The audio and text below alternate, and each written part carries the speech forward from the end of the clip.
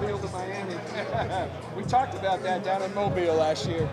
You know, if you're coaching the Senior Bowl, you didn't have a real good year, and but we kind of met before we went and said, let's make the best out of it. Some of the fruits of that labor, Debo Samuel, we coached him all week down there. Dre Greenlaw was on the opposing team, and you get to spend a week around those guys. We had a special dinner down there in Mobile. Somebody had coined the state from Mobile to Miami, and it's unbelievable that here we are. It's pretty awesome. How does it feel to go from a player going to an executive going? I'll tell you what, I never thought you could equal the feeling as a player going to the big one. But this feels just as good. It's much tougher during the game because you can't do anything about it. But I think just the pride I have in these guys, the way they work, the way they believe in themselves, the coaching staff, the way they go to work. And I watch the tireless hours that they put in to try to gain us advantage each week, and they do. And this is awesome.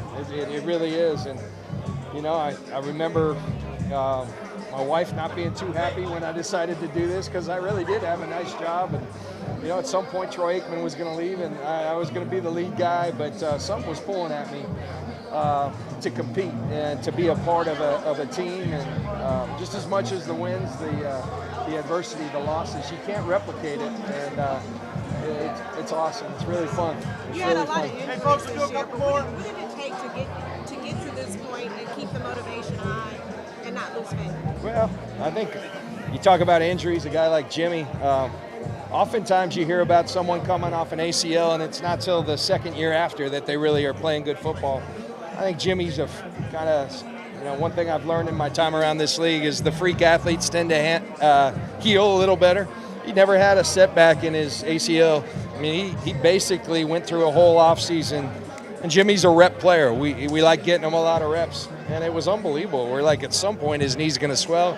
It never did. And that allowed us, for him to really improve. I think a lot of guys have been DJ Jones, one of our best players. Ronnie Blair's a guy not a lot of people know about. But we felt so good about him and the depth on our D-line.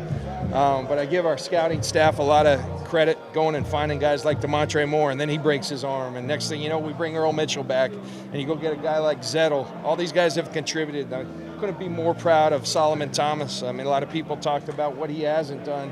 He's been an integral part of these playoffs, and us doing what we've done. DeForest had a bad hamstring injury. He kept getting after it, and when we needed him most, he was there. And you see how he kind of unlocks the rest of the D-line.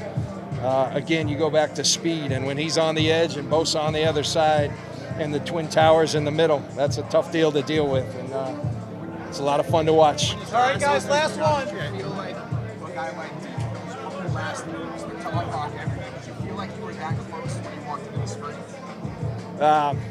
We just wanted to keep making good moves, I think there was a point, in the training camp when it was hard to run a practice because our D-line was wreaking so much havoc, and our lunatic D-line coach, Chris Kasarik, who got a lot of bluster but also has a lot of thought to what he teaches. He's one of the great teachers in this league.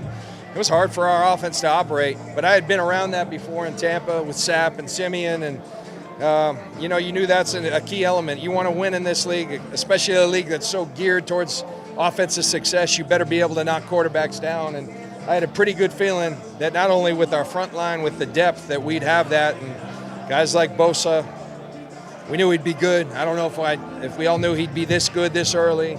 And D, unfortunately, hadn't been there a whole lot, but when he's been there, the numbers speak for it. We're a different team.